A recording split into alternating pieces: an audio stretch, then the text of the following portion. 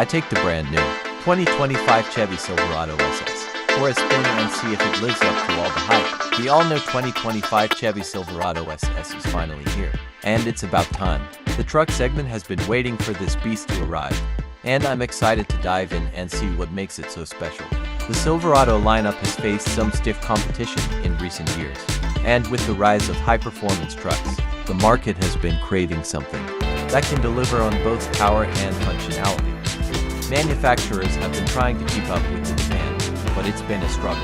The truth is, most trucks just don't have what it takes to tackle the task, and it's left a void in the market that's been begging to be filled. Another issue is that many truck owners want something that can handle their daily duties, but also have the capability to tear up the road on the weekends. It's a tough ask, but that's exactly what the Silverado SS promises to deliver. With its history of producing high-performance vehicles, Chevy has a reputation to uphold, and the pressure is on to get it right. The current market is flooded with trucks that claim to be high performance, but when you look under the hood, they just don't have the goods. It's all about hype and marketing, but when it comes down to it, they just don't deliver. That's why the Silverado SS has been so highly anticipated.